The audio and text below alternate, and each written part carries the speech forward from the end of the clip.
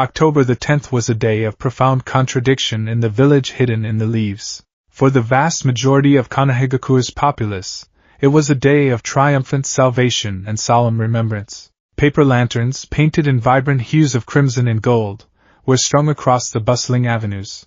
Stalls selling sweet dango, grilled squid, and candied apples lined the streets, their savory and sweet aromas mingling in the crisp autumn air.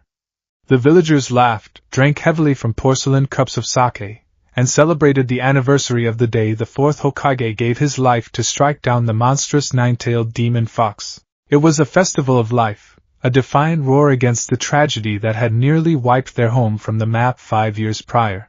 But for a diminutive, blonde-haired 5-year-old boy, October the 10th was nothing short of a recurring nightmare. Uzumaki Naruto sat huddled on the rusted fire escape of a dilapidated apartment complex, his knees pulled tightly to his chest. He wore a ragged, oversized white t-shirt that had grayed from too many washes, and a pair of faded shorts. His piercing azure eyes, normally brimming with an obnoxious, desperate need for attention, were hollow as they peered through the iron grating at the festivities below. He didn't know why today was his birthday.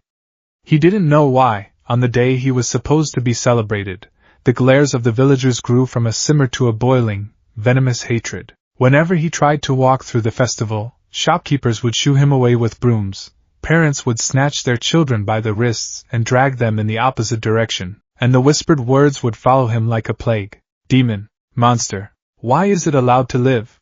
The Hokage is too soft. It should have been killed. Naruto buried his face in his knees, his small hands gripping his messy blonde hair. A cold gust of wind swept through the alley, carrying with it the sounds of distant cheering and the popping of fireworks. He shivered, his small stomach emitting a hollow rumble. He hadn't eaten since yesterday.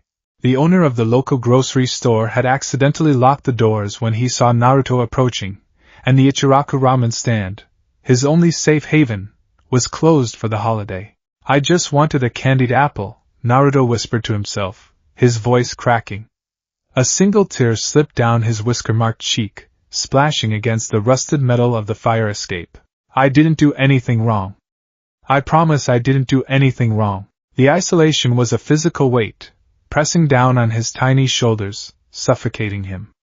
He couldn't stay up here anymore.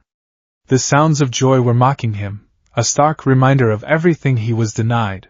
Wiping his nose with the back of his sleeve, Naruto stood up. He decided to take the back alleys, far away from the paper lanterns and the smiling faces.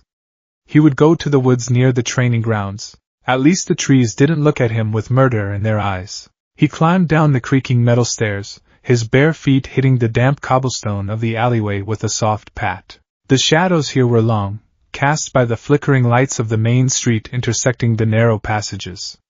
Naruto kept his head down, hugging the walls, making himself as small as possible. But tonight was the festival. And during the festival, men drank.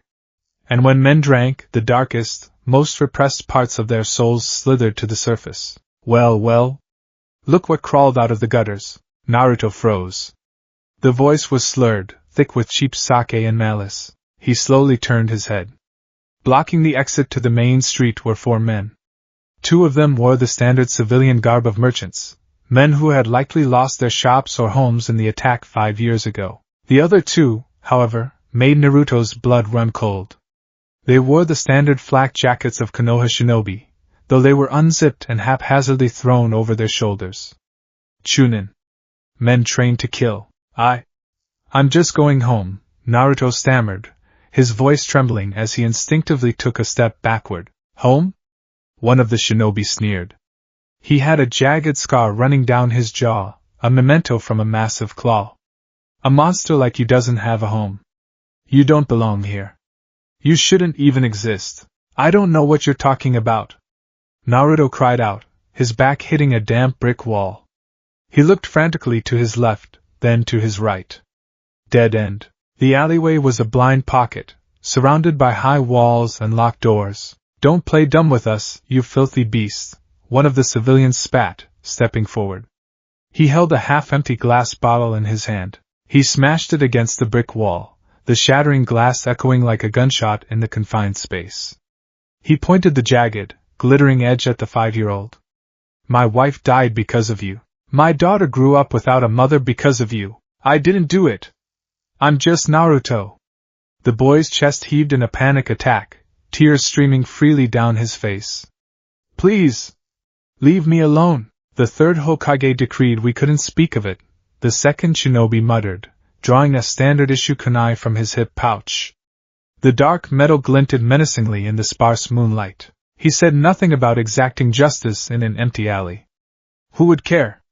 Who would miss a demon? The men advanced, their faces twisted into horrific masks of grief-fueled rage. The killing intent radiating from the two shinobi was not something a normal 5-year-old could comprehend, but Naruto was not normal.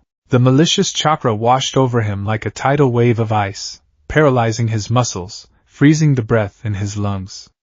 It was an oppressive, suffocating pressure that screamed of imminent death. They're going to kill me, Naruto realized, his mind fracturing under the sheer terror.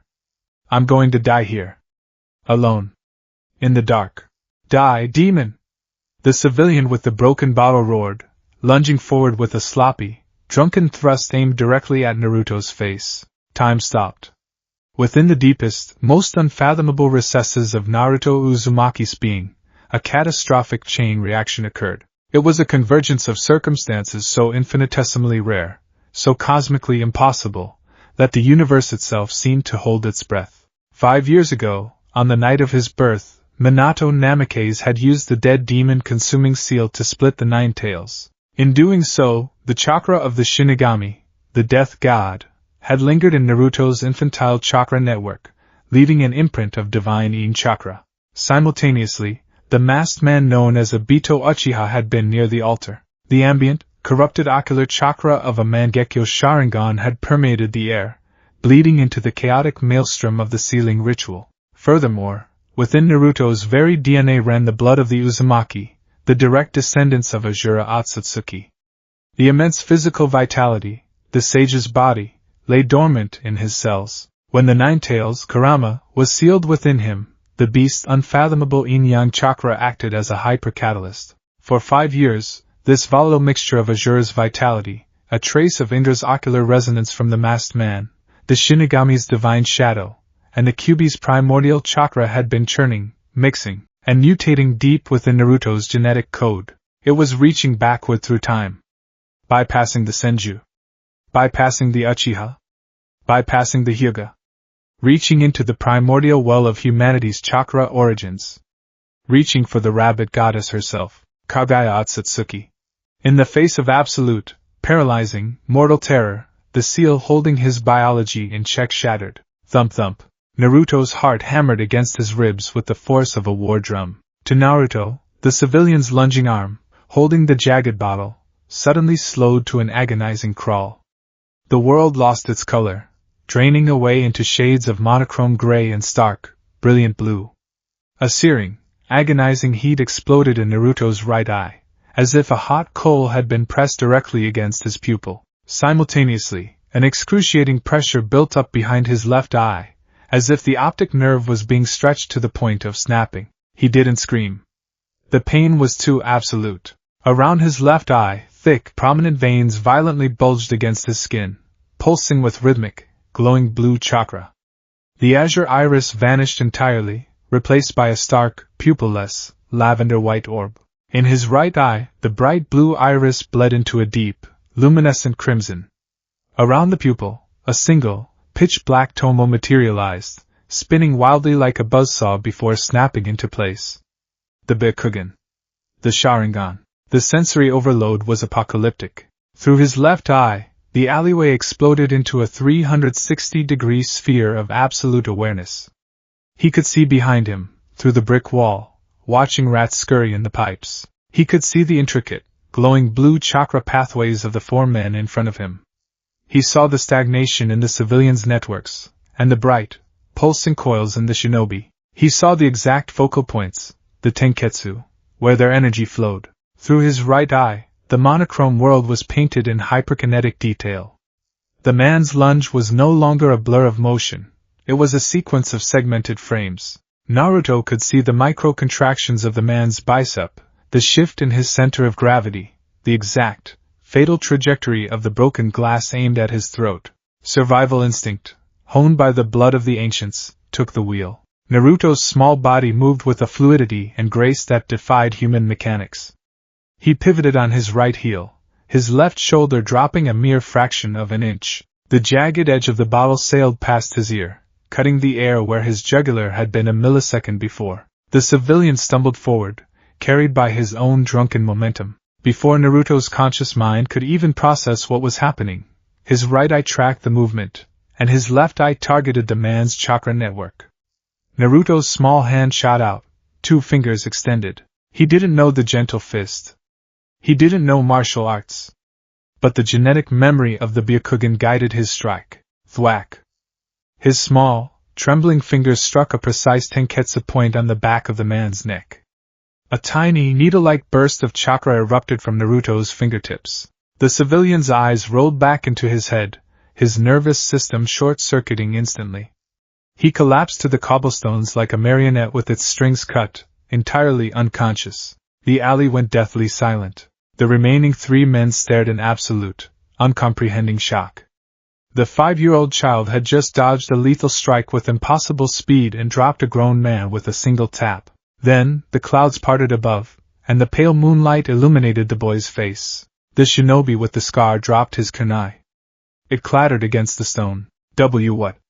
The shinobi gasped, the alcohol instantly evaporating from his system, replaced by a primal, bone-deep dread. The boy standing before them was no longer just a ragged orphan. The thick, grotesque veins bulging around his pupilless, milky white left eye gave him a demonic, alien visage, but it was the right eye that froze their souls. A blood-red iris, with a single black comma staring into them. The eye of the Uchiha, a monster. The second civilian whispered, falling to his knees. He really is a demon. Naruto looked up at them. He was terrified. He didn't understand what he was seeing. Why were there blue lines inside their bodies? Why could he see behind his own head? Why was everything moving so slowly? The fear inside him reached a boiling point, mixing with the dark, bubbling chakra of the Nine Tails that was leaking through Minato's seal in response to his distress. His single tomo Sharingan spun frantically. Through the ocular prowess of the Sharingan, combined with the raw, terrifying malice of the Kyuubi's leaking yin chakra, Naruto accidentally unleashed a genjutsu of pure, unfiltered instinct. He didn't weave hand signs. He didn't mold his chakra intentionally. He simply looked at them and wished they would go away. The 3 men were instantly paralyzed. To them, the alleyway melted away into a sea of boiling blood. The sky above ripped open, revealing a colossal, 9-tailed fox composed of shadowy, red fire. But the fox didn't have its usual eyes. It had 1 massive Byakugan, and 1 massive Sharingan. The sheer, suffocating weight of the killing intent in the illusion was akin to having a mountain dropped on their chests. The civilian foamed at the mouth, his eyes rolling back as he fainted from sheer psychological trauma. The 2 Chunin, hardened by war, screamed. They screamed until their vocal cords tore, clutching their heads as they collapsed to the ground, thrashing in the puddles of dirty water, trapped in a nightmare they could not wake from. Naruto stood amidst the fallen men, his small chest heaving violently. The adrenaline began to crash. The immense, astronomical chakra cost of sustaining a Byakugan, a Sharingan, and a high-level genjutsu simultaneously on a 5-year-old's underdeveloped chakra coils hit him like a physical blow. The veins around his left eye receded, the white fading back into his natural blue. The crimson in his right eye dissolved, the tomo vanishing as if washed away by his tears. The horrific 360-degree vision collapsed. The hyperkinetic clarity vanished. The world returned to its normal, dark, blurry state. And make it stop. Naruto whimpered, his vision swimming. The pain in his skull was blinding, as if his brain was being squeezed in a vice. His knees buckled. Before he could hit the ground, a blur of motion descended from the rooftops. A figure clad in dark clothing, gray armor, and a porcelain mask painted like a dog caught the boy in a one-armed embrace. Dog, Kakashi Hatake, landed softly on the cobblestones, his lone visible eye widening as he took in the scene. 4 men down. 1 civilian unconscious from a physical strike to the neck. The other three trapped in a genjutsu so dense and terrifying that Kakashi could feel the residual chakra lingering in the air like static electricity. Kakashi looked down at the boy in his arms. Naruto had passed out, his breathing shallow and erratic. Blood was trickling from his right nostril, a clear sign of extreme chakra exhaustion and neurological strain. Kakashi's trained eye immediately noticed the slight redness around the boy's eyes, the faint tracing of veins that were slowly sinking back beneath the skin. He had felt the spike of chakra from across the village. It hadn't just been the Kyuubi's toxic red chakra. It was something else. Something ancient. Two more ANBU operatives landed silently behind Kakashi. One wore a boar mask, the other a hawk. Captain Boar said, his voice clipped and professional. We sensed a massive surge. Are these men alive? Kakashi said, his voice grim. Two are trapped in a genjutsu. A powerful one. Hawk, dispel them and take them into custody. I want them in interrogation before sunrise. No one speaks of this. The boy? Hawk asked, glancing at Naruto. I am taking him directly to the Hokage, Kakashi replied, shifting Naruto into a more secure hold. He leaped into the air, abandoning the alleyway, his mind racing with impossible theories. He had seen the residual chakra. He recognized the signature of a genjutsu. But Naruto was 5. And Naruto was an Uzumaki. Uzumaki did not possess dojutsu. What happened to you, Naruto? Kakashi thought, his heart aching as he looked at the son of his sensei. Hiruzen Sarutobi, the third Hokage of Konohagakure, sat behind his massive mahogany desk in the Hokage Tower. The room was dimly lit, illuminated only by the soft glow of a desk lamp and the ambient light of the festival outside his window. A pipe rested in his mouth, sending thin tendrils of sweet-smelling smoke toward the ceiling. He was tired. The festival was always the hardest day of the year. It was a day that reminded him of his failures. His failure to protect Minato and Kushina. His failure to protect the village from the Nine Tails. His failure to provide Naruto with the childhood he deserved. The air in the office suddenly shifted. The ambient pressure dropped. Hiruzen didn't look up from his paperwork. Report dog. Kakashi shimmered into existence in the center of the room, still holding the unconscious boy. Hokage-sama. We have an incident. Hiruzen's eyes darted to Naruto, his expression instantly shifting from weary administrator to hardened shinobi. He stood up, dropping his pipe into an ashtray. What happened? Is he injured? Chakra exhaustion, severe neurological strain, and minor physical trauma, Kakashi reported, stepping forward and laying the boy gently on the leather couch at the side of the office. I intercepted him in an alleyway in the red light district. 4 men, 2 civilians, 2 off-duty chunin, had cornered him. Hiruzen's chakra flared, the temperature in the room dropping. They attacked him? They intended to, Kakashi corrected. But they failed. Hokage-sama, the men were incapacitated when I arrived. One by a precision strike to a cervical tenketsu. The other 3 were trapped in a genjutsu of catastrophic proportions. It took Hawk and Boar combined to break the 2 chunin out of the illusion. Hiruzen frowned, his brow furrowing deeply. A tenketsu strike? A genjutsu? Kakashi, he is 5 years old. He has had no training. Even if the fox's chakra leaked out, it does not strike tenketsu points. It relies on brute force. It wasn't just the fox, Kakashi said softly, lifting his hatae to reveal his own Sharingan. The crimson eye spun slowly in the dim light. When I arrived, the residual chakra in the air. It was unmistakable, Lord Third. It was ocular chakra. 2 distinct signatures. Hiruzen froze. The silence in the office was deafening. Explain. I did not see it activate, Kakashi admitted, looking down at Naruto's pale face. But the physical evidence is clear. The boy's chakra network is in absolute disarray, consistent with the sudden, violent awakening of a dojutsu. Furthermore, the tenketsu strike was flawless. Only a Hyuga can see the network clearly enough to execute that strike. And the genjutsu, the sheer terror it projected, it felt like an Uchiha, Hiruzen finished, his voice barely a whisper. He walked out from behind his desk, approaching the couch. He placed a weathered, calloused hand on Naruto's forehead. He closed his eyes, sending a pulse of his own chakra into the boy's system to diagnose him. Hiruzen was known as the god of shinobi, the professor. He had mastered all 5 chakra natures and understood the intricacies of human biology and chakra networks better than anyone alive, save perhaps Tsunade. As his chakra mapped Naruto's network, Hiruzen's eyes snapped open in absolute horror. The boy's optic nerves were permanently altered. The chakra pathways leading to his left eye had thickened, mutating to accommodate a massive influx of yang chakra, the hallmark of the Byakugan. The pathways leading to his right eye had frayed and rewired themselves, saturated with cold, dense yin chakra, the unmistakable signature of the Sharingan. By the sage, Hiruzen breathed, staggering back a step. He collapsed into a nearby armchair, his face pale. Lord Third? Kakashi asked, his visible eye wide with concern. It's true, Hiruzen muttered, rubbing his temples. He has awakened them. Both of them. A Byakugan in the left. A Sharingan in the right. Kakashi's breath hitched. That's genetically impossible.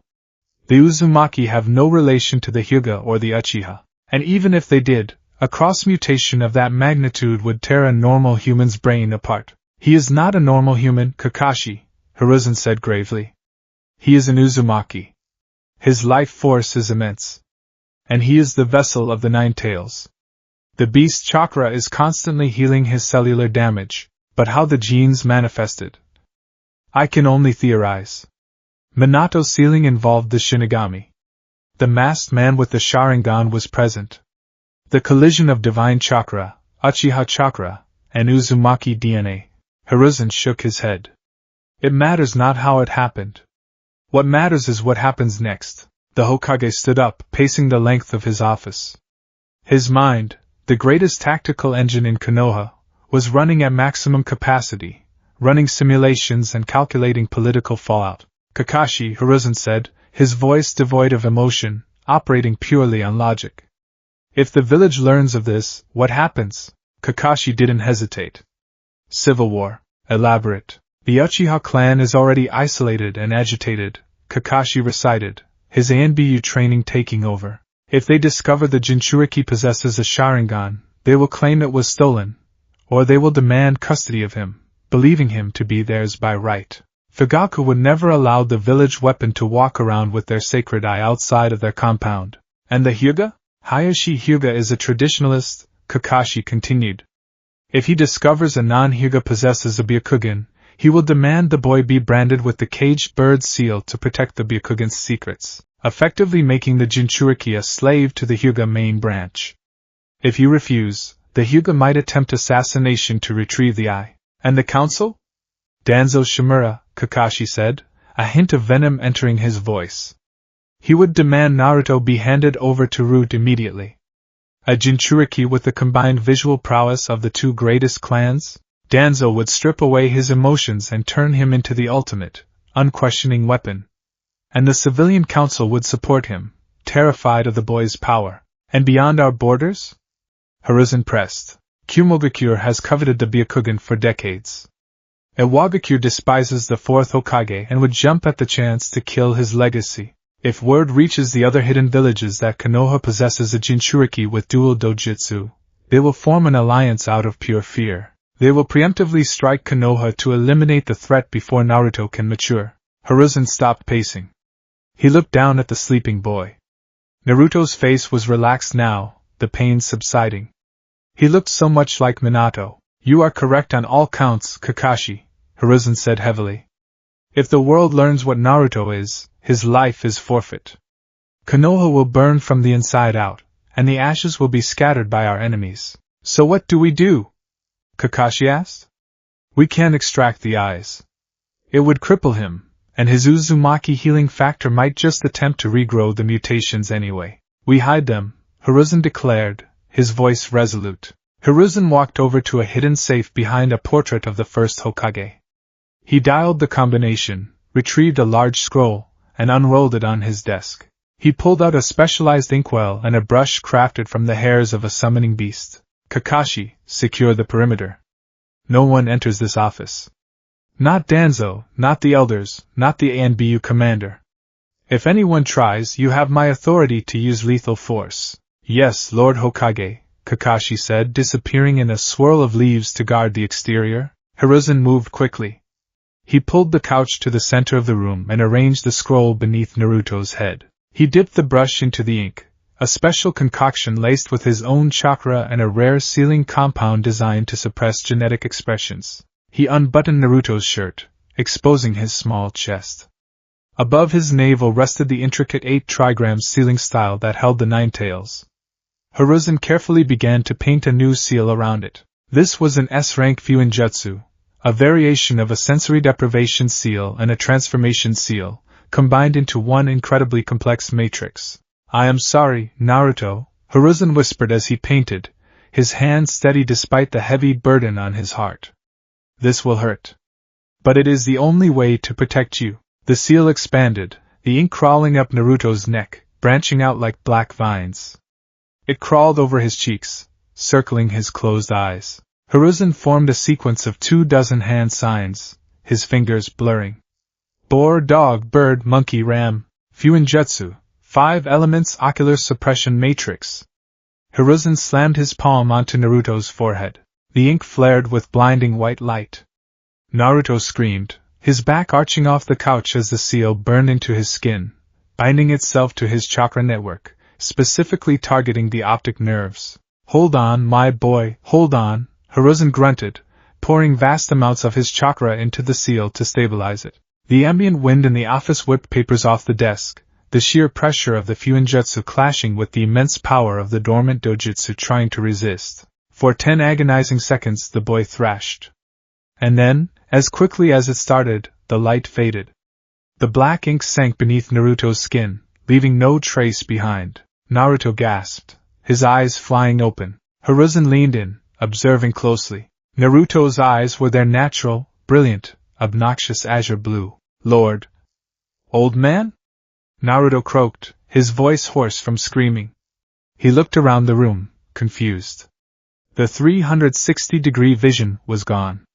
The hyperkinetic clarity was gone. Everything was normal. What? What happened?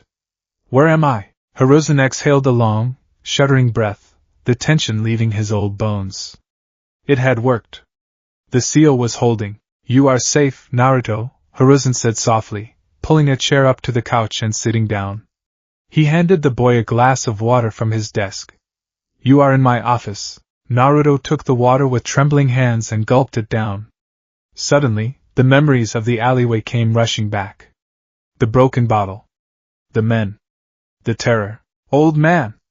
Naruto cried, tears welling in his blue eyes. There were men. They tried to kill me.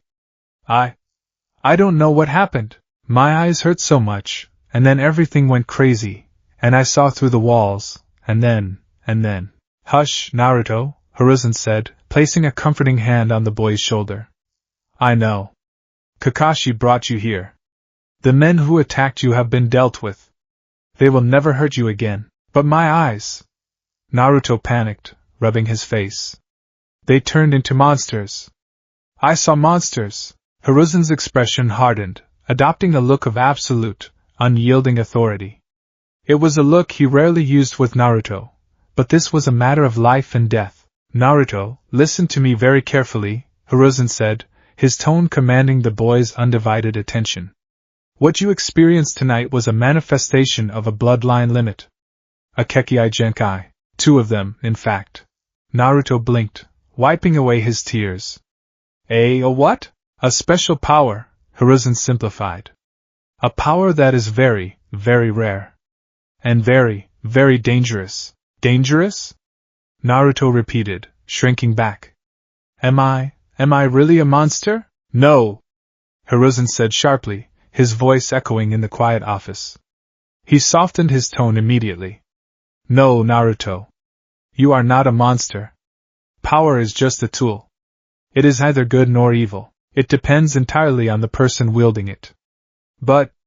Hiruzen paused, searching for the right words to explain geopolitics to a 5-year-old. There are bad people in this world. People who would want to steal your power. People who would hurt you, or use you to hurt others, if they knew you had it. Naruto swallowed hard. Like the men in the alley? Worse than the men in the alley, Hiruzen said honestly. Much worse. If anyone in this village, or any other village, finds out about your eyes, you will never be safe. You will be hunted for the rest of your life. Naruto trembled. What do I do, old man? Make it go away. I don't want it. I cannot make it go away, Naruto. It is a part of who you are, Hiruzen said gently. But I have placed a seal on you. A lock. It hides your true eyes, making them look normal. It also prevents them from turning on by accident.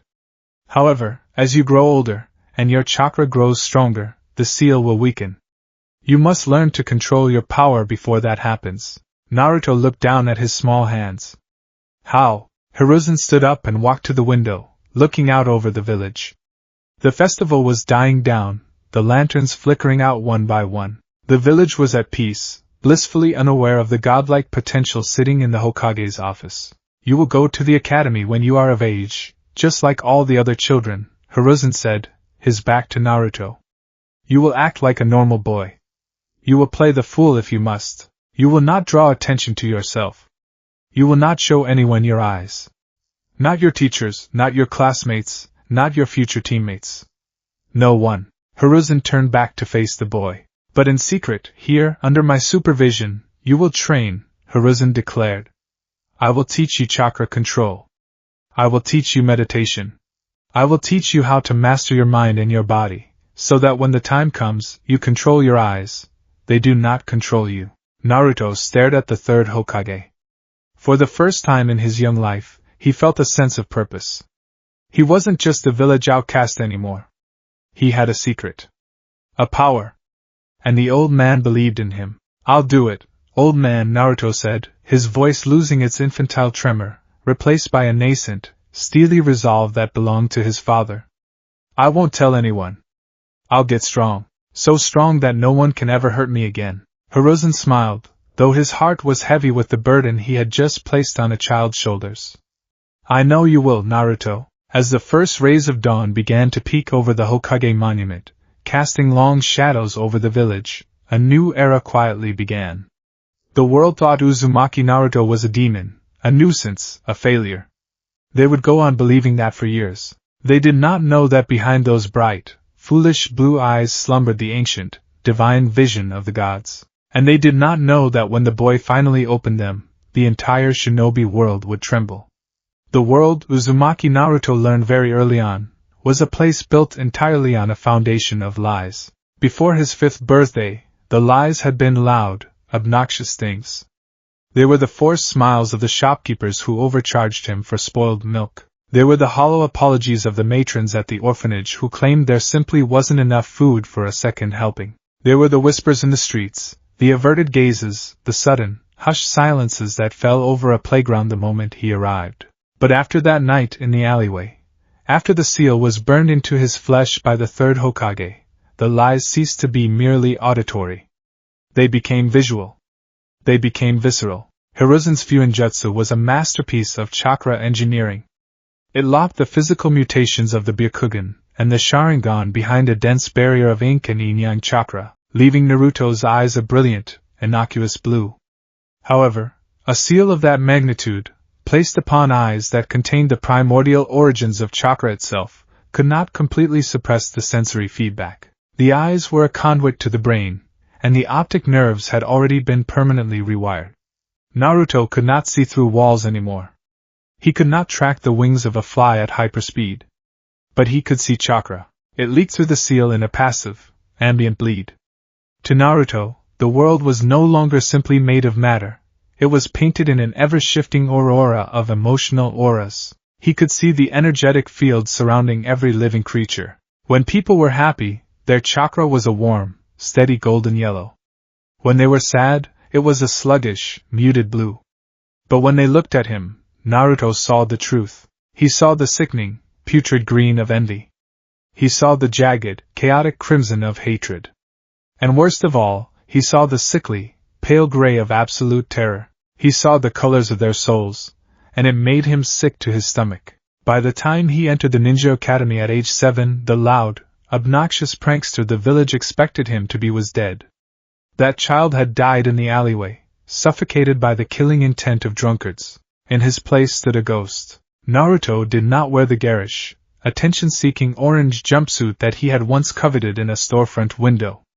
He understood now that being seen was a vulnerability. Instead, he dressed in muted tones, dark charcoal pants, a high-collared navy blue shirt, and standard shinobi sandals. His blonde hair, once a wild, unkempt mane, was kept reasonably trimmed, framing his face and falling just above those deceivingly normal blue eyes. The academy classroom was a cacophony of sound and color, a sensory nightmare for a boy who could see every fluctuating emotion of 30 prepubescent children. Sitting in the back row, near the window, Naruto rested his chin on his palm. His eyes were half closed, a meditation technique taught to him by the third Hokage to dull the ambient chakra bleed and stave off the migraines that plagued him. At the front of the classroom, Yumino Iruka was writing on the chalkboard, lecturing on the history of the Second Shinobi World War.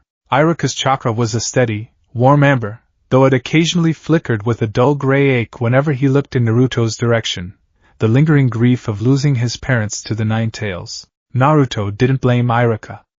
Unlike the villagers, whose hatred was a vile, jagged red, Iruka's chakra was merely sad.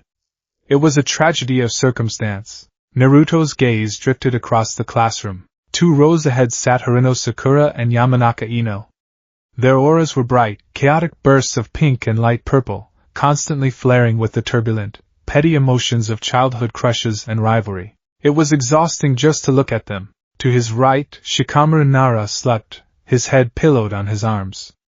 Shikamaru's chakra was fascinating. It was a deep, tranquil forest green, moving with the slow, deliberate rhythm of a deep river. There was a profound intelligence in that steady flow, one that Naruto quietly respected. But it was the boy in the front row, sitting dead center, that commanded Naruto's analytical attention. Uchiha Sasuke. Before the massacre, Sasuke's chakra had been a vibrant, proud crimson, warm like a hearth fire. But now, it was a terrifying thing to behold. Naruto watched as tendrils of pitch-black and bruised violet writhed around the last loyal Uchiha like a miasma. It was a chakra born of pure, unadulterated trauma. It was cold, jagged, and infinitely deep. The other children saw Sasuke as a prodigy, a cool, aloof idol to be worshipped. Naruto saw a boy drowning in an ocean of his own blood, desperately clutching at the sinking stones of revenge. Naruto pitied him. He knew what it was like to be entirely alone in the darkness. He knew what the Sharingan did to a person's mind. He felt its cold, analytical weight pressing against the seal in his right eye every single day. Sasuke's pain was a physical entity, a ghost that clung to his back. Naruto did not envy the prodigy. He only wished, in a quiet, detached way, that Sasuke could find peace. Naruto. Iruka's voice cut through the ambient noise of the classroom. Naruto blinked, sitting up slightly. Since you're staring out the window, perhaps you can tell the class the primary tactical advantage the Hidden Rain village utilized during the Second War? Iruka asked, crossing his arms. A few students snickered.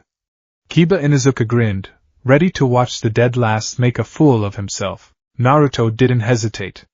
His voice was calm, modulated, and entirely devoid of inflection. The Hidden Rain utilized their native topography and perpetual weather patterns to render standard sensory techniques obsolete, Naruto answered, his gaze meeting Iruka's. The constant rainfall masked the scent of their shinobi from tracking hounds, disrupted the thermal signatures used by the Uchiha, and acted as a natural sound dampener. Furthermore, Hanzo of the Salamander instituted a guerrilla warfare doctrine, utilizing underground aqueducts for rapid deployment, making large-scale troop movements impossible to track until they were already flanking enemy lines. The classroom fell dead silent. Kiba's jaw dropped. Sakura blinked, looking down at her textbook to verify the information. Iruka's amber chakra flared in genuine surprise. He cleared his throat. Ah, yes. That is entirely correct, Naruto. Very good. Please pay attention to the board, though. Naruto offered a slight, respectful nod and returned to his resting position. He didn't do it to show off. He simply knew the answer. Under the third Hokage's tutelage, Naruto had been given access to the restricted sections of the academy library. Hiruzen had realized quickly that the boy's dojutsu had altered not just his eyes, but his cognitive processing.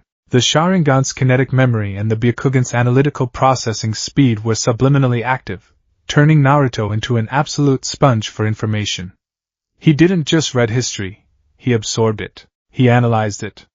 He understood the mechanics of warfare better than some chunin. When the bell rang, signaling the lunch hour, the students flooded out into the courtyard. Naruto waited until the room was mostly empty before standing. He took his bento box, prepared himself, as the third Hokage had arranged a modest stipend for him, and headed not for the crowded yard, but for the secluded training grounds behind the academy. He preferred the quiet. As he walked beneath the shade of the ancient oak trees, he felt a subtle, timid flicker of chakra. It was a soft, pale lavender, trembling like a leaf in the wind. Naruto stopped. He turned his head and peered through the foliage. Sitting on a stone bench, hidden away from the rest of the school, was Hyuga Hinata. She had her knees pulled to her chest, her face buried in her arms. She was crying quietly, her small shoulders shaking. Naruto's eyes narrowed slightly, the world of colors shifting as he focused on her. Her chakra network was a mess of anxiety and self-doubt. The pathways around her eyes, the dormant Byakugan, were constricted, aching with the pressure of heavy training and emotional distress. He knew what had happened. Today was the day the Hyuga clan heirs had their preliminary evaluations. From the jagged spikes of fear in her aura, it was obvious she had failed to meet her father's impossible expectations. Naruto hesitated. His standing orders from the Hokage were to remain unseen, to draw no attention to himself. But looking at Hinata, he didn't see the heiress of the noble Hyuga clan. He saw a kindred spirit. He saw a prisoner of her own eyes. Moving silently, his footfalls making no sound on the grass, Naruto approached her. Hinata gasped as a shadow fell over her. She looked up, her pale, pupilless eyes wide with alarm. Her cheeks flushed a deep red as she hurriedly tried to wipe away her tears. "And Naruto-kun. I'm sorry, I was just..." "You're in pain," Naruto said. His voice was soft, carrying none of the abrasive edge the village expected from him. Hinata froze. No, I'm fine. Just dust in my eyes." Naruto sat down on the opposite end of the stone bench. He didn't look at her, choosing instead to gaze up at the canopy of leaves. "Your father is pushing you too hard. The gentle fist requires a fluid mind. When you are afraid, your chakra constricts at the shoulders and elbows. It makes your strikes rigid. That's why Niji can deflect them so easily." Hinata stared at him, her mouth slightly open. "How do you know that?" You aren't a Hyuga." "I read," Naruto lied smoothly. But then he looked at her. Her lavender aura was pulsating with a desperate need for validation, for someone to understand the crushing weight of her bloodline. Naruto made a decision. A dangerous one. But he trusted his instincts, and his instincts told him that Hinata Hyuga did not have a single drop of betrayal in her soul. "Can you keep a secret, Hinata?" Naruto asked quietly. Hinata swallowed hard, nodding slowly. "Why, yes. Of course." Naruto reached into his pocket and pulled out a small, pre-drawn paper tag. It was a localized privacy seal he had drawn himself. He pressed his thumb to the center, injecting a small pulse of chakra. A faint, nearly invisible dome of energy expanded around the bench, isolating them from sound and casual sensory techniques. "What I am about to show you," Naruto said, his gaze locking onto hers, "could start a war if you tell anyone. I am trusting you with my life." Hinata's breath hitched. The sheer gravity in the 8-year-old boy's voice was terrifying, yet deeply mesmerizing. I swear it, Naruto-kun. I won't tell a soul." Naruto closed his eyes.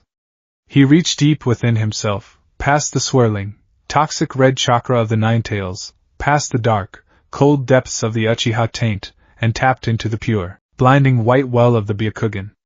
He pushed that chakra specifically to his left optic nerve, channeling it against the inside of the third Hokage's seal. He didn't break the seal. He simply applied enough pressure to force the mutation to the surface for a fleeting second.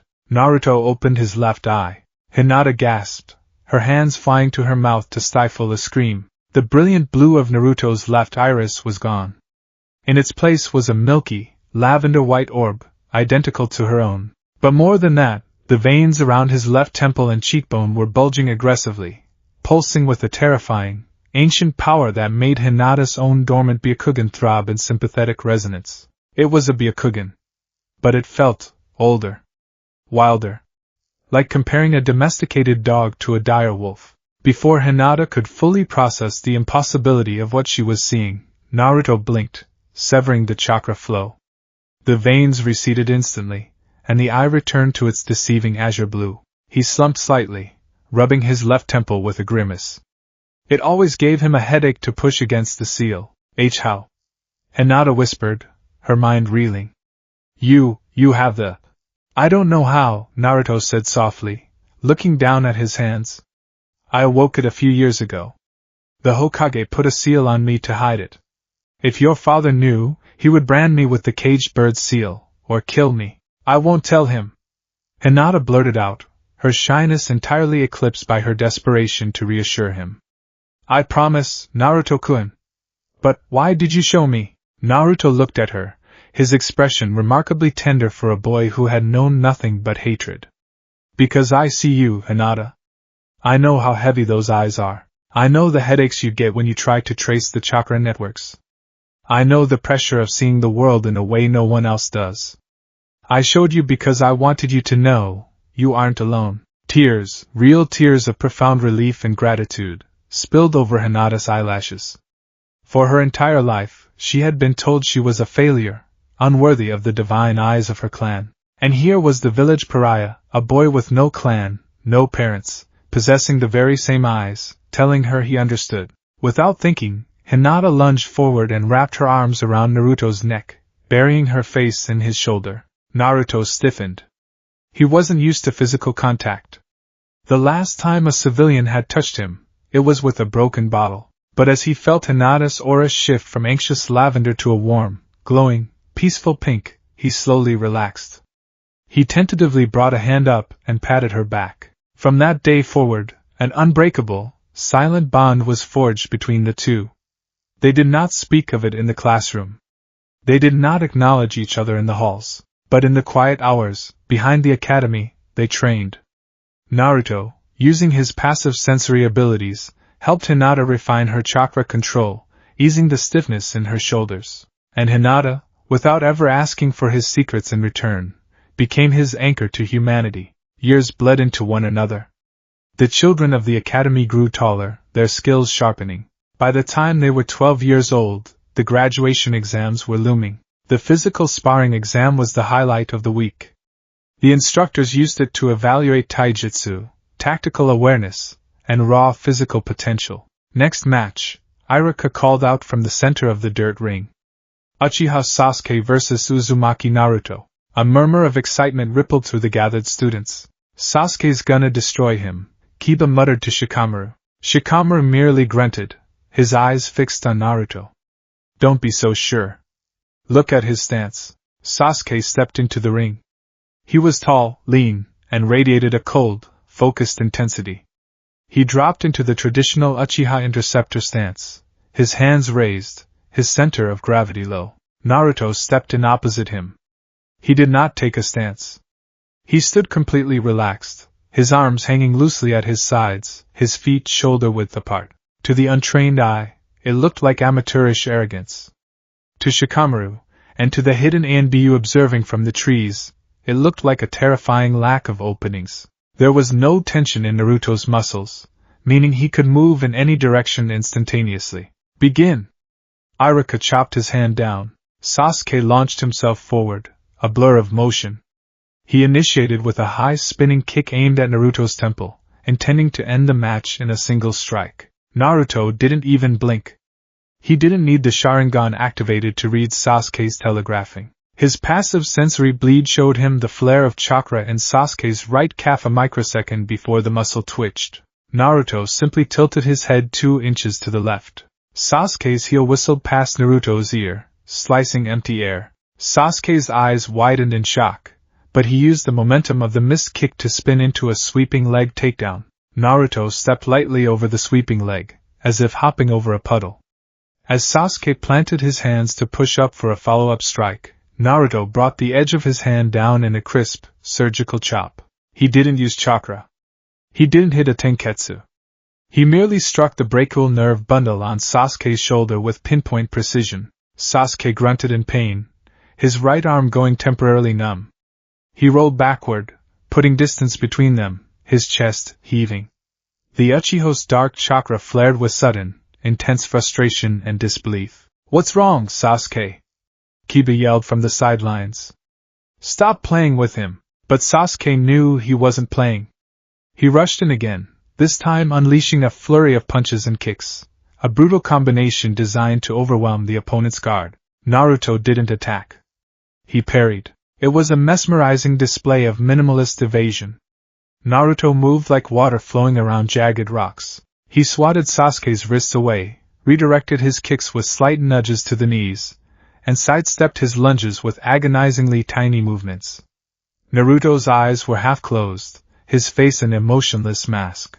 Underneath the seal, the Sharingan in his right eye was absorbing every single movement Sasuke made, burning the Uchiha Interceptor fist into Naruto's kinetic memory, while the Byakugan in his left calculated the exact trajectory of every strike. Sasuke threw a desperate, chakra-enhanced right hook. Naruto caught it, his hand clamped around Sasuke's wrist like a steel vice. The momentum of the punch died instantly. The two boys stood frozen in the center of the ring. Sasuke glared into Naruto's calm, blue eyes, panting heavily. Naruto looked back, his breathing entirely even. "You project your grief into your fists, Sasuke," Naruto whispered, his voice so low only the Uchiha could hear it. "Your strikes are fast, but they are hollow. Revenge is a cold fire. It burns you long before it ever touches your enemies." Sasuke's pupils contracted. "What do you know about my pain?" he hissed venomously. "More than you could ever comprehend," Naruto replied softly. Naruto let go of Sasuke's wrist and took a step back. "I concede," Naruto announced loudly to Iruka. I stepped out of bounds. Iruka blinked, looking down at Naruto's feet. Indeed, Naruto's left heel was half an inch over the white chalk line marking the edge of the ring. It was a deliberate, calculated loss. Winner, Uchiha Sasuke," Iruka declared, though he sounded entirely unconvinced. The girls cheered, but Sasuke didn't celebrate. He stared at Naruto's retreating back, his mind racing. The dead last hadn't just beaten him.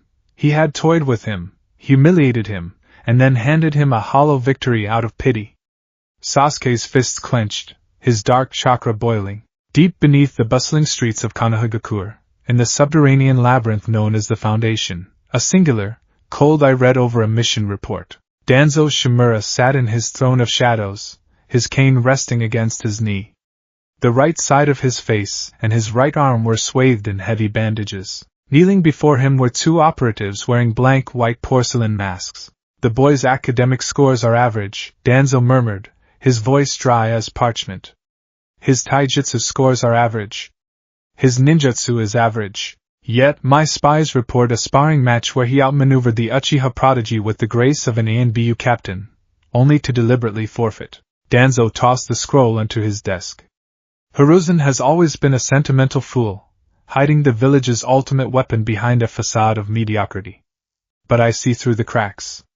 The boy is hiding something. A proficiency he does not want the village to see." "Your orders, Lord Danzo?"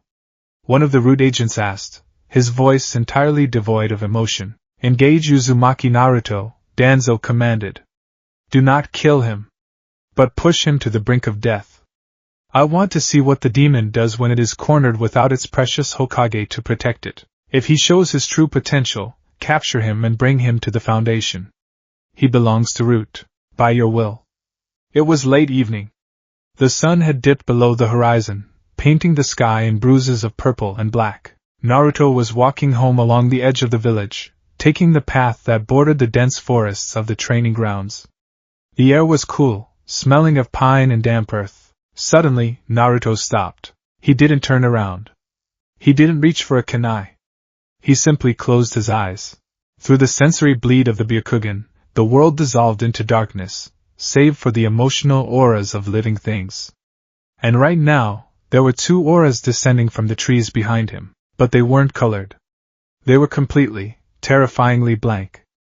Gray voids of nothingness. Root, Naruto thought, his mind instantly shifting into combat processing. Hiruzen had warned him about Danzo's emotionless hounds. There was no battle cry. No sound of drawing weapons. Just the lethal, silent hiss of displaced air as 2 root operatives lunged at his back, short swords drawn, aiming to sever the tendons in his legs and arms. Naruto didn't panic. He inhaled, pulling chakra into his coils, enriching his muscles. As the blades came within an inch of his flesh, Naruto moved. He dropped flat onto his back, gravity doing the work faster than muscles could. The 2 short swords sliced the air where his torso had been. Before he even hit the ground, Naruto spun on his shoulder, kicking his legs upward. He executed a perfect, flawless replica of the Uchiha Interceptor sweeping kick he had absorbed from Sasuke days prior. His boots slammed into the wrists of the root operatives, snapping their grips. The swords flew into the brush. Naruto flipped backward, landing lightly on his feet. The root agents didn't hesitate. Without weapons, they shifted instantly into taijutsu, rushing him from both sides in a perfectly synchronized pincer attack. Naruto kept his eyes closed. Opening them would only distract him. He could see their chakra networks perfectly in his mind's eye. The agent on the left threw a jab. The agent on the right swept low. Naruto stepped into the pocket between them. It was a terrifyingly dangerous position, but it was exactly where he needed to be. He deflected the jab with the back of his hand, using the agent's own momentum to pull him forward. Simultaneously, Naruto dropped his weight, bringing his knee down hard onto the collarbone of the agent sweeping low. A sickening crack echoed in the clearing. The first agent recovered, spinning into a vicious backhand strike aimed at Naruto's temple. Naruto's left hand blurred. 2 fingers extended, glowing with a microscopic, razor-sharp point of blue chakra. Gentle fist, 1 palm. He didn't strike the chest. He struck the hinge of the agent's elbow, directly into a vital tenketsu point. The chakra needle pierced the nerve, instantly paralyzing the agent's arm and sending a shockwave of feedback into his heart. The agent stumbled, his rhythm broken for a fraction of a second. It was all Naruto needed. He pivoted, blending the ferocious, kinetic strikes of the Uchiha Interceptor style with the surgical, debilitating precision of the Hyuga gentle fist. It was a hybrid martial art that should not exist, born in the mind of a child who held the secrets of both clans. Naruto stepped inside the agent's guard, delivering 3 rapid, open palm strikes to the chest, shoulders, and throat. Each strike hit a major tenketsu, sealing the chakra flow and shutting down the body's motor functions. The first agent collapsed, entirely paralyzed, unable to even twitch. The second agent, despite a broken collarbone, lunged forward with a hidden kunai, aiming for Naruto's spine. Naruto didn't look. He sensed the surge of desperate chakra. He spun on his heel, ducking beneath the kunai strike, and drove his palm squarely into the center of the agent's solar plexus, right above the chakra network's central coil. Gentle fist, 8 trigrams single strike. A pulse of dense, concentrated chakra exploded from Naruto's hand, rupturing the agent's breath and completely short-circuiting his nervous system. The root operative's eyes rolled back beneath his mask, and he crumpled to the dirt like a sack of stones. Silence descended upon the forest once more. The entire fight had lasted less than 4 seconds. Naruto stood amidst the fallen assassins, his eyes still closed. He exhaled a long, slow breath, letting his chakra settle. He felt a throbbing ache behind his eyes, the physical toll of processing high-speed combat without fully activating the dojutsu to handle the strain. He opened his eyes. They were still perfectly, innocently blue. He looked down at the root agents. He could have killed them. It would have been easy. But Hiruzen had taught him that a true shinobi only kills when there is no other choice. Furthermore, killing Danzo's men would only escalate the situation. Leaving them alive, defeated flawlessly without a single ninjutsu, sent a much stronger message. I am not prey. Naruto turned and walked away, disappearing into the shadows of the village, leaving the broken hounds for their master to find. The day of the graduation exam was a warm, bright morning. The final test was simple, the clone technique. It was a jutsu Naruto notoriously struggled with, not because he lacked the skill, But because his chakra reserves were so astronomically massive, thanks to his Uzumaki lineage in Kurama, that performing a standard E-rank clone was like trying to fill a teacup with a fire hose. When Naruto's name was called, he stepped into the examination room. Iruka sat at the desk, looking at him with a mixture of hope and anxiety. Beside him sat Mizuki, a white-haired chunin whose aura was a sickening, oily yellow, the color of deceit and malice.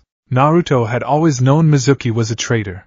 He just hadn't cared enough to report it, knowing the ANBU were already watching him. "All right, Naruto," Iruka said kindly. "Produce 3 standard clones to pass." Naruto closed his eyes.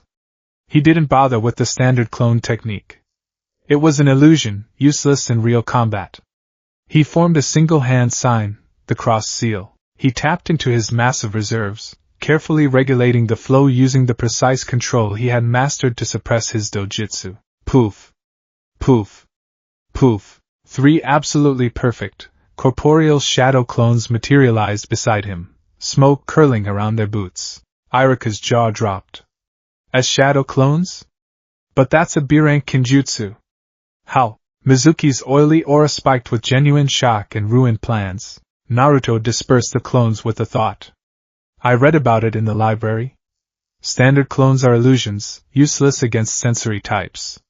Shadow clones provide physical support and intelligence gathering. I figured it was more practical. Iruka stared at him for a long moment, before a wide, proud smile broke across his face. He picked up a brand new Konoha Hittite from the desk and held it out. "Congratulations, Naruto," Iruka said, his voice thick with emotion. "You pass." Naruto took the headband. The cold metal felt heavy in his hands. He tied it securely around his forehead, hiding the faint scars of the sealing matrix that rested beneath his hairline. The next day, the classroom was buzzing with excitement. Iruka stood at the front, holding a clipboard. "Today, you are officially genin. You will be assigned to 3-man squads." Naruto tuned out the names of the filler teams, resting his chin on his hand. He glanced over at Sasuke. The Uchiha was brooding, staring straight ahead. He glanced at Sakura, who was practically vibrating with anxiety, praying to be on Sasuke's team. "Team 7, Iruka announced. Uzumaki Naruto." Sakura slumped in defeat. "Haruno Sakura." Sakura cheered, throwing her arms up. "And Uchiha Sasuke." Silence. Sasuke turned his head, his dark eyes locking onto Naruto. Naruto didn't look back. He merely sighed, already anticipating the headaches this dynamic was going to cause. "Your Jonin instructor will be Kakashi Hatake," Iruka finished. Naruto's eyes fluttered shut. Kakashi? The man with the Sharingan. The man who had found him in the alleyway 7 years ago. Hiruzen, Naruto thought, a small, wry smile touching his lips. "You sly old man. You put me with the only Jonin in the village who knows my secret." The board was set. The masks were in place. But as Naruto sat in the classroom, feeling the chaotic, swirling auras of his new team, he knew that the time for hiding was rapidly coming to an end. The world thought they were getting a team with 1 prodigy, 1 fangirl, and 1 dead last. They had no idea that they had just put the heir to the Uchiha legacy on the same team as a living god. The classroom was quiet, save for the rhythmic, irritated tapping of Haruno Sakura's sandal against the wooden floorboards. Hours had passed since Yumino Iruka had assigned the genin squads and dismissed the class. The afternoon sun was already beginning its slow descent, casting long, geometric shadows across the empty desks. Every other team had been collected by their respective Jonin instructors. Team 8 had left with the stoic Kurenai Yuhi. Team 10 had been dragged away by the bearded Asuma Saratobi. Team 7 remained. Abandoned. Sitting in his usual spot near the window, Uzumaki Naruto remained perfectly still. His eyes were half closed, his breathing regulated in a deep, meditative rhythm. To Sakura and Sasuke, he looked like he was dozing off. In reality, Naruto was working harder than he had all week. Beneath the 3rd Hokage's suppression seal, Naruto's mind was a hyperactive radar array. He was passively filtering out the ambient chakra signatures of the village, the thousands of glowing embers of civilians, the brighter flares of patrolling shinobi, the dense, pulsating nodes of the Hyuga and Uchiha compounds in the distance. He was focusing on his immediate surroundings. Sakura's chakra was a chaotic, swirling mess of bubblegum pink and anxious yellow. She was furious at their instructor's tardiness, yet simultaneously thrilled to be locked in a room with Sasuke.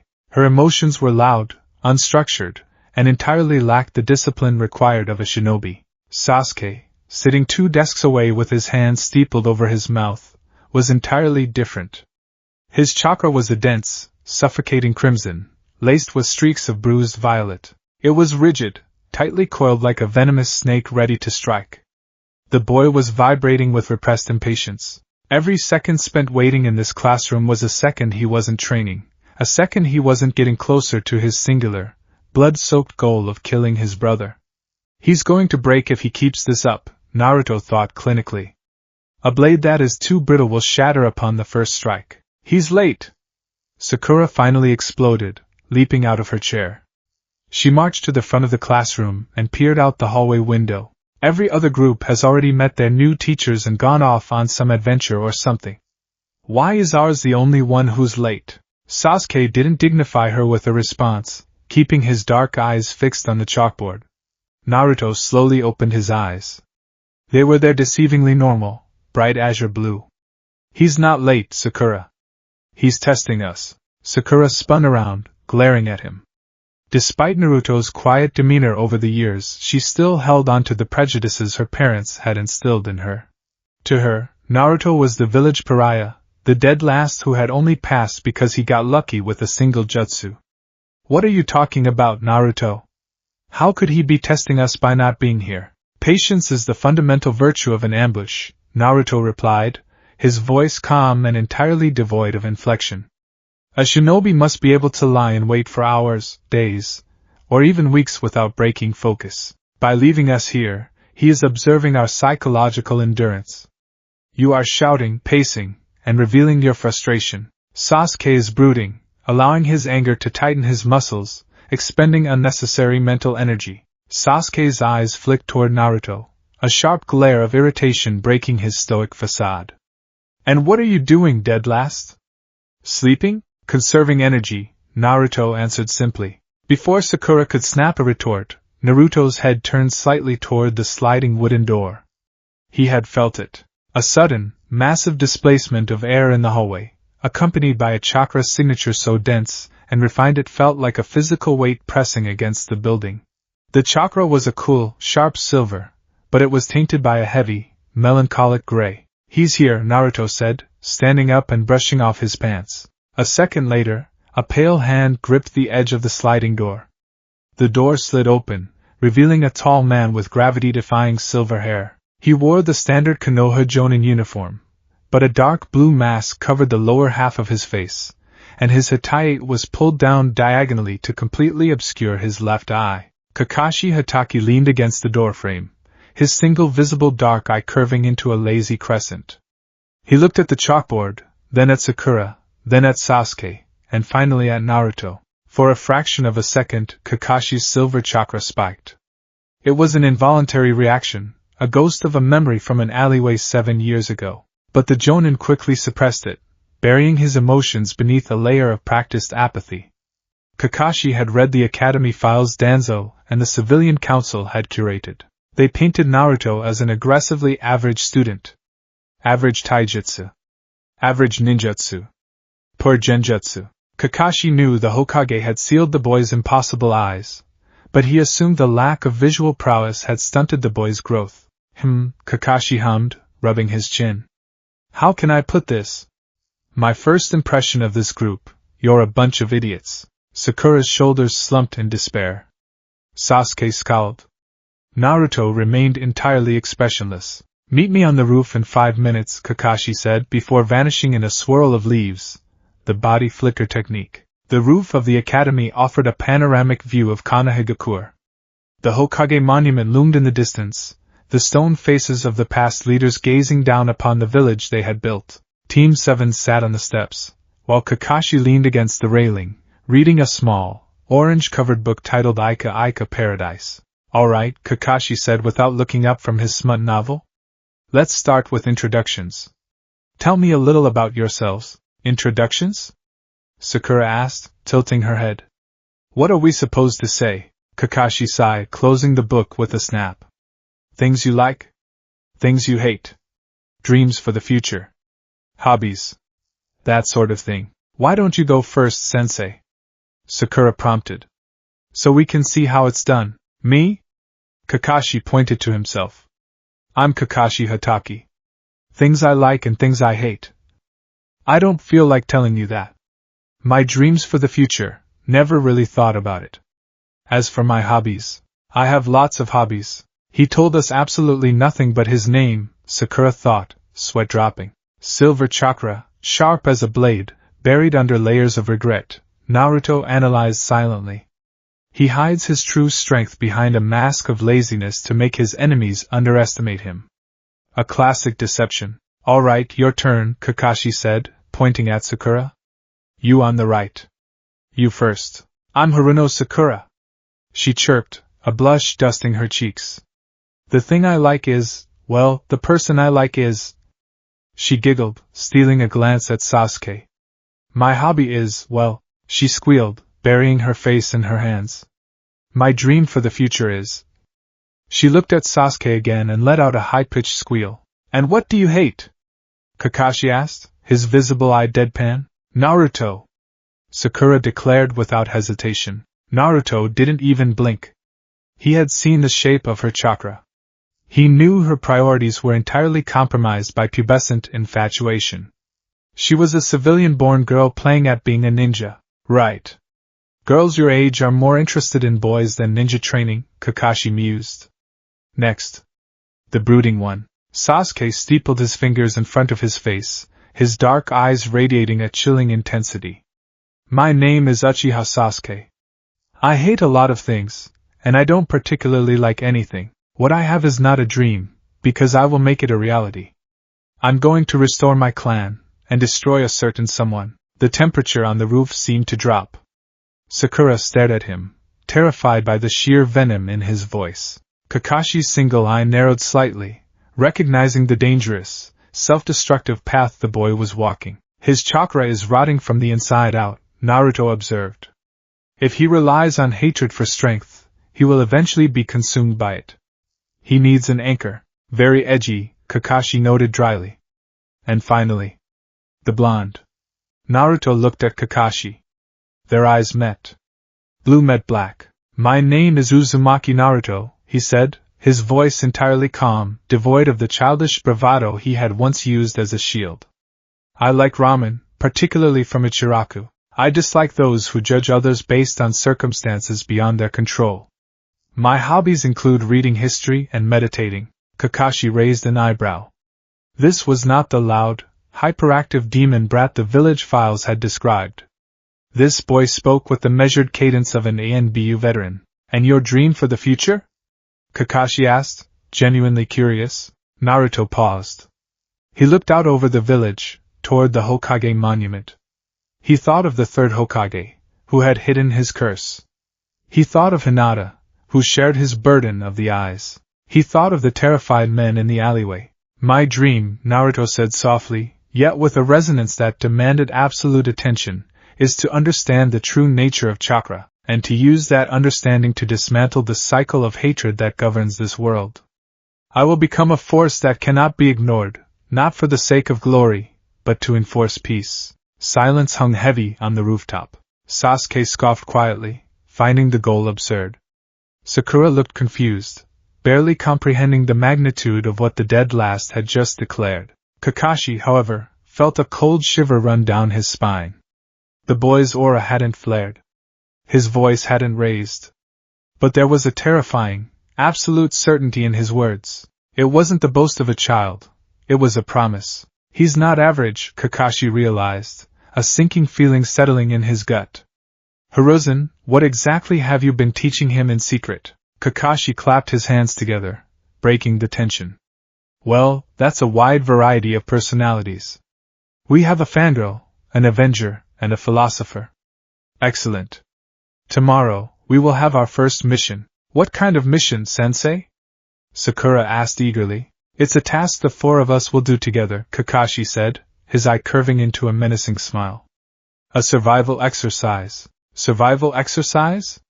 Sasuke repeated, narrowing his eyes. I thought this was a mission. We did survival exercises in the academy. That's not a real mission. Kakashi began to chuckle. The chuckle grew into a dark, foreboding laugh that echoed off the concrete walls. What's so funny? Sakura demanded, feeling uneasy. Well, if I tell you, you're not going to like it, Kakashi said, leaning forward. Of the 27 graduates, only 9 will actually be accepted as genin. The other 18 will be weeded out and sent back to the academy. In other words, this is a make or break, pass-fail test.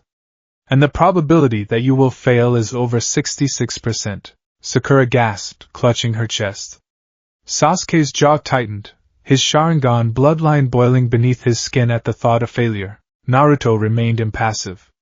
A psychological stress test. He is attempting to break our morale before the engagement even begins to gauge how we handle high-pressure scenarios. See? I told you wouldn't like it, Kakashi said cheerfully. Be at Training Ground 3 tomorrow at 5 a.m. Bring your ninja gear. Oh, and one more thing. Kakashi turned his back, waving dismissively over his shoulder. Skip breakfast. You'll throw up. The morning air at Training Ground 3 was crisp, laden with a heavy mist that clung to the dense forest canopy. The sun had yet to rise, casting the world in muted shades of gray and deep blue. Sakura was shivering, hugging her arms to her chest. She had followed Kakashi's instructions and skipped breakfast, and her stomach was loudly protesting. Sasuke stood a few feet away, leaning against a wooden post, his arms crossed, staring into the tree line with predatory focus. Naruto sat in a lotus position on the grass a dozen yards away. He had eaten a full, nutrient-dense breakfast of rice, fish, and eggs at 4 a.m. He knew Kakashi's warning was a lie designed to weaken them physically and mentally. The body required fuel to mold chakra efficiently. Starving oneself before a combat evaluation was tactical suicide. They waited. 5 o'clock passed. 6 o'clock passed. 7 o'clock. He's so late! Sakura shrieked, her voice echoing across the empty training field. At exactly 7:30 a.m., Kakashi strolled out from the tree line, reading his orange book. Morning, everyone. Sorry I'm late. A black cat crossed my path, so I had to take the long way. Liar! Sakura screamed, pointing a trembling finger at him. Kakashi ignored her, walking over to a large wooden stump in the clearing. He reached into his flak jacket and pulled out a small, metallic object. It jingled softly in the morning air, 2 small silver bells attached to a red string. Here's the situation, Kakashi said, holding the bells up.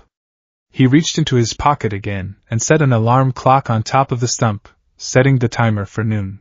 Your task is to take these 2 bells away from me before noon. If you can't get a bell by noon, you get no lunch. I'll tie you to those wooden posts over there, and I'll eat my lunch in front of you. Sakura's stomach growled violently. Sasuke's eyes narrowed at the bells. Wait a minute, Sakura said, her brow furrowing. There are 3 of us, but only 2 bells. Kakashi smiled, a dark, predatory expression. Exactly. That means at least one of you will definitely not get a bell. And whoever doesn't get a bell fails the test and goes straight back to the academy. You can use any weapons you want, including shuriken. If you don't come at me with the intent to kill, you won't get them. But sensei, that's dangerous. Sakura protested. He's right, Sasuke muttered. We have to try to kill him. Naruto opened his eyes, rising gracefully to his feet. He analyzed the rules. 2 bells. 3 genin. The psychological premise is designed to foster betrayal and selfishness. It encourages us to fight individually for our own survival. But the foundation of a shinobi squad is teamwork.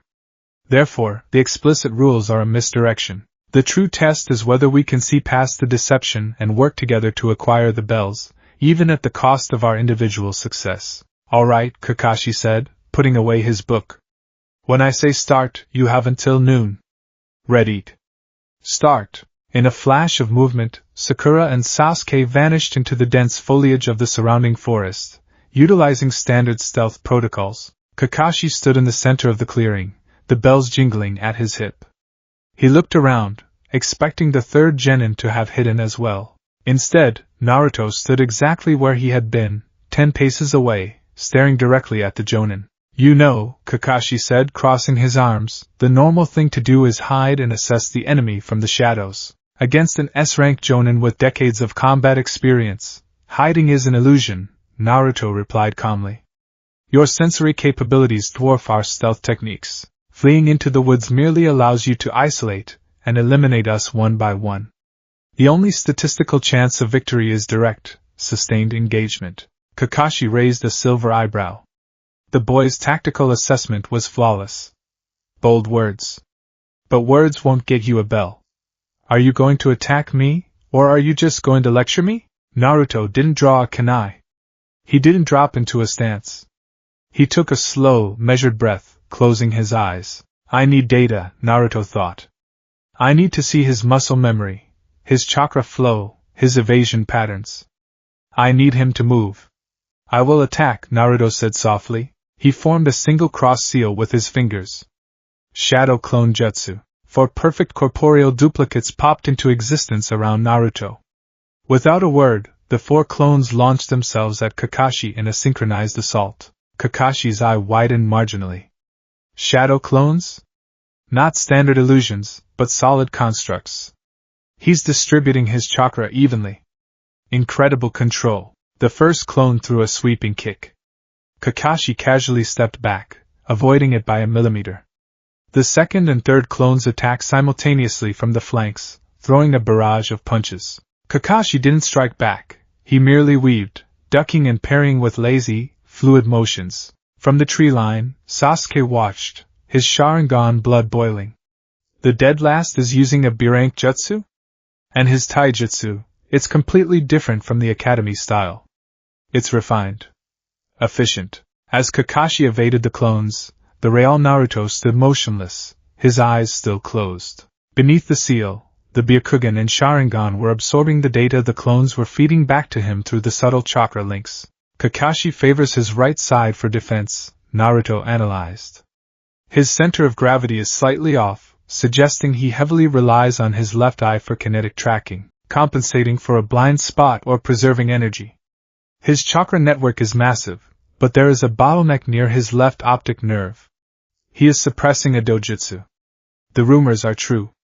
Kakashi of the Sharingan. Kakashi finally grew bored. He caught a clone's wrist, twisted it, and threw the clone into 2 others. Poof.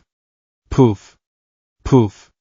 They vanished in clouds of smoke. He dispatched the last one with a swift kick to the chest. Is that all?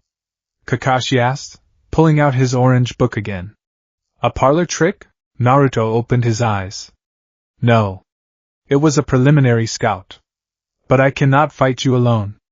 Sasuke.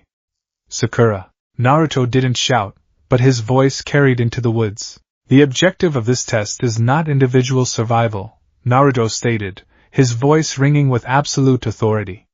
It is a test of teamwork. A 3-man squad against a Jonin. If we fight him individually, we will all fail. Sasuke, you have the offensive power. Sakura, you have the chakra control for trap deployment. Come out here and follow my lead. In the bushes, Sakura bit her lip. Teamwork? But there are only 2 bells. If I help them, I might not get one, and then I'll be separated from Sasuke. She stayed put, too paralyzed by fear and selfishness to move. High in the branches, Sasuke scoffed. Work with the dead last? Work with a useless fangirl? I am an Uchiha. I don't need anyone. Sasuke formed rapid hand signs. Tiger, boar, horse, tiger. Fire style. Fireball jutsu. A massive sphere of roaring orange flame erupted from the canopy, hurtling directly toward Kakashi. Kakashi looked up from his book, slightly impressed. A genin performing a C-rank elemental jutsu of that size? The Uchiha prodigy lives up to the name. With blinding speed, Kakashi blurred out of existence, the fireball detonating harmlessly against the dirt where he had stood moments before. Sasuke cursed, dropping from the tree. He drew 2 kunai and charged the smoke cloud. What followed was a brutal, one-sided massacre. Sasuke unleashed a flurry of strikes, utilizing the Uchiha Interceptor Fist. He was fast, aggressive, and highly skilled. But Kakashi was a ghost. He blocked Sasuke's strikes with one hand, never putting his book down. "You're too eager," Kakashi said, sidestepping a roundhouse kick and sweeping Sasuke's legs out from under him. Sasuke hit the dirt hard but immediately rolled, tossing a barrage of shuriken. Kakashi deflected them with a drawn kunai. "Earth-style, headhunter jutsu," Kakashi's voice echoed from beneath the ground. Hands shot out from the dirt, grabbing Sasuke's ankles. With a violent yank, Sasuke was pulled underground, buried up to his chin in the packed earth. "Ah, the arrogance of the Uchiha," Kakashi chided, squatting next to Sasuke's decapitated-looking head. "You have the talent, but you lack the vision. You're a lone wolf, and lone wolves die alone in the wild." Somewhere in the distance, a loud, terrified scream echoed through the forest. It was Sakura, Kakashi sighed. And the fangirl fell for a basic C-rank genjutsu. Seeing her precious Sasuke bleeding out was too much for her fragile mind. Kakashi stood up, dusting off his pants. He turned to face the clearing. Naruto was still standing there. He hadn't moved an inch while Sasuke and Sakura were dismantled. "Well, Naruto," Kakashi said, walking leisurely toward the blonde. "Your teammates are incapacitated. Your call for teamwork was ignored. They let their pride and their fear rule them. You're the last one left, and the clock is ticking. You have 20 minutes until noon." Naruto looked at the bells jingling on Kakashi's hip. He looked at Sasuke, buried in the dirt, humiliated and furious. He thought of Sakura, unconscious in the woods, broken by a simple illusion. They failed the true test, Naruto concluded clinically. They could not see past their own desires. Kakashi is entirely justified in failing them. "So," Kakashi challenged, closing his book and sliding it into his pouch. He finally adopted a loose combat stance. "What is your move, Uzumaki? Are you going to run, or are you going to fight me?" Naruto closed his eyes. "The Hokage told me to hide my power," Naruto thought, the gears of his mind turning at terrifying speeds. "He told me that revealing my eyes would invite war. But the Hokage also taught me that a shinobi must know when to break the rules to protect his comrades. Sasuke and Sakura are flawed. They are broken. But they are my team. If I fail here, they go back to the academy. Their spirits will shatter." Furthermore, Naruto knew a fundamental truth about Kakashi Hatake. The man was a veteran of the Third Shinobi War. He was an ANBU captain. Standard taijutsu and shadow clones would never touch him. To take a bell from the copy ninja, Naruto had to become the monster the village feared. "Sensei," Naruto said softly, his voice carrying an unnatural resonance that made the hairs on the back of Kakashi's neck stand up. "You told us that if we didn't come at you with the intent to kill, we would not succeed." "I did," Kakashi confirmed, his visible eye narrowing. The ambient chakra in the clearing was beginning to shift. The air grew heavy, static electricity sparking in the damp morning mist. "Very well," Naruto said.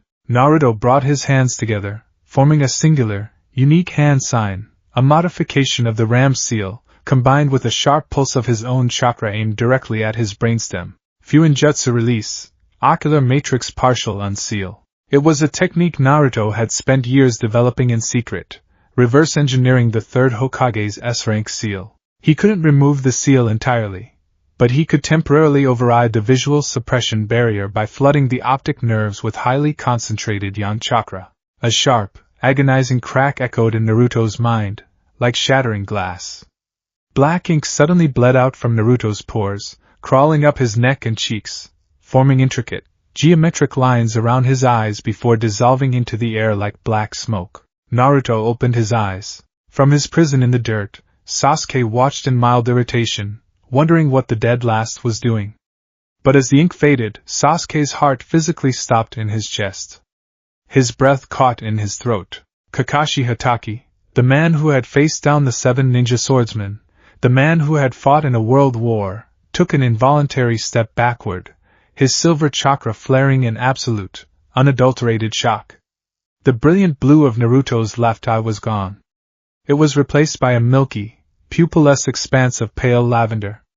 Thick, grotesque veins bulged violently around the temple, pulsing with raw, ancient chakra. The right eye was no longer blue. It was a deep, luminescent crimson.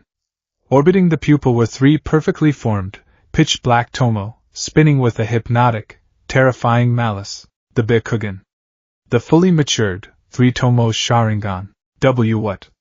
Sasuke choked out, his eyes wide with a horror that eclipsed anything he had ever felt.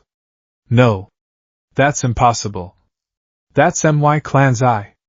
How do you have that? Kakashi's mind went entirely blank for a fraction of a second.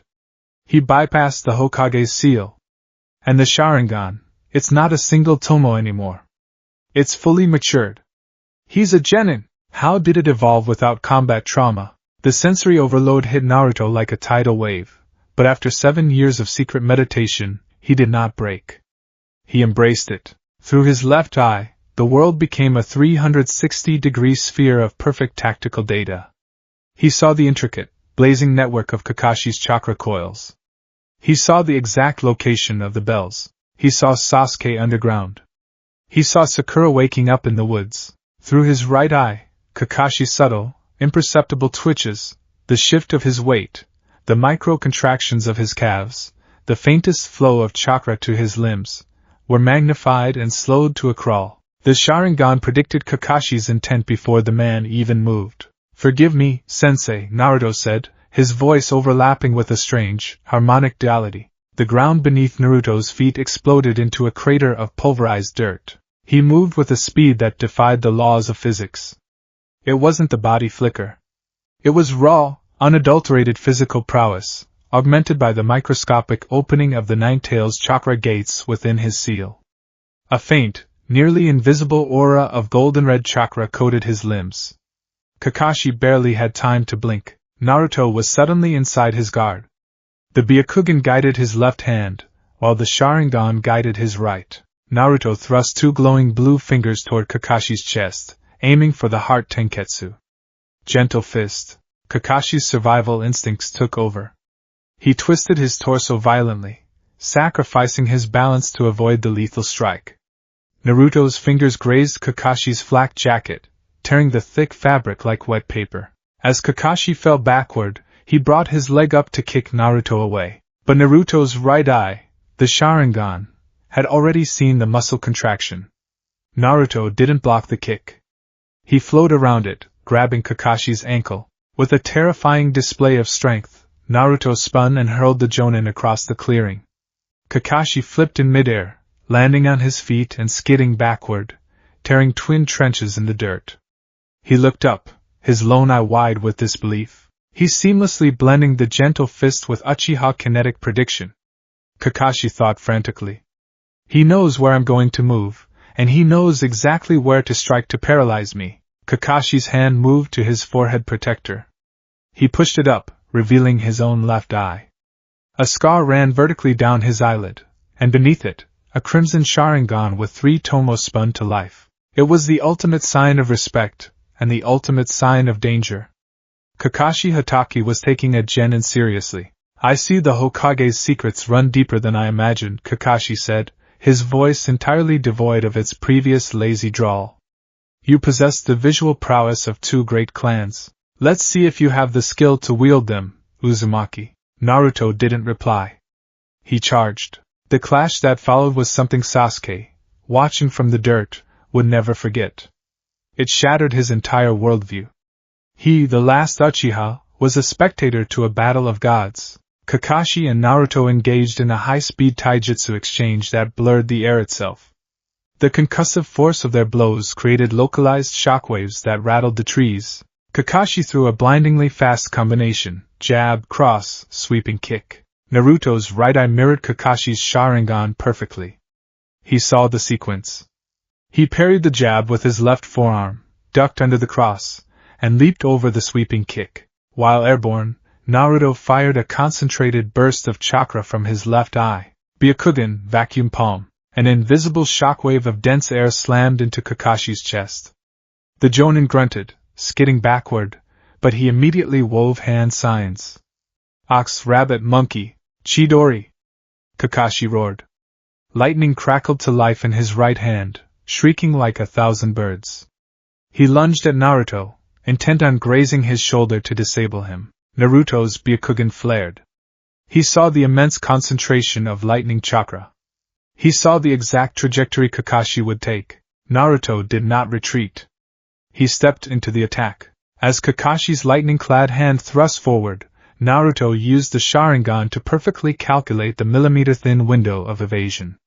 He tilted his body. The Chidori missed his chest by a hair's breadth, singing the fabric of his shirt. Before Kakashi could pull back, Naruto's left hand struck like a viper. Gentle fist, Tenketsu sever? Naruto's glowing blue fingers struck the exact hinge of Kakashi's right elbow, piercing the primary chakra pathway feeding the Chidori. The lightning died instantly with a pathetic sizzle. Kakashi's right arm went entirely numb, falling uselessly to his side. Kakashi's eye widened in sheer panic. His arm was dead. With Kakashi off balance and paralyzed on one side, Naruto capitalized.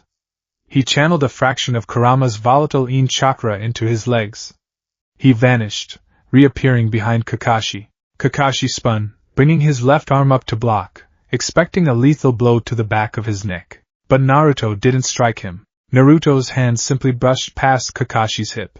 The alarm clock on the wooden stump rang with a shrill, piercing cry.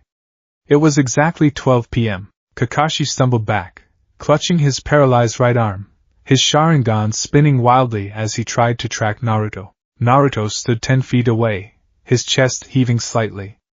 The intense concentration required to wield both dojutsu simultaneously was draining his stamina, even with his Uzumaki reserves. Slowly, the veins around his left eye receded, the milky white fading back to brilliant blue. The crimson in his right eye dissolved, the tomo vanishing. The visual suppression seal, having run out of the overriding yang chakra, reasserted itself, crawling back over his face like black vines before sinking beneath his skin. Naruto was normal again. He raised his right hand. Dangling from his fingers by a red string were 2 silver bells. Silence descended upon Training Ground 3. The only sound was the ringing of the alarm clock. Kakashi stared at the bells. He looked down at his hip. They were gone. In the split second Kakashi had defended against the phantom lethal strike, Naruto had flawlessly executed a pickpocket maneuver, utilizing the Sharingan's kinetic perfection to mask his true intent. I have the bells, sensei, Naruto said softly, slipping them into his pocket. From the dirt, Sasuke was hyperventilating. His mind was fractured. He has the Sharingan. He has a fully matured Sharingan. And the Byakugan. And he beat Kakashi. He beat an elite Jonin in close combat. How is this possible?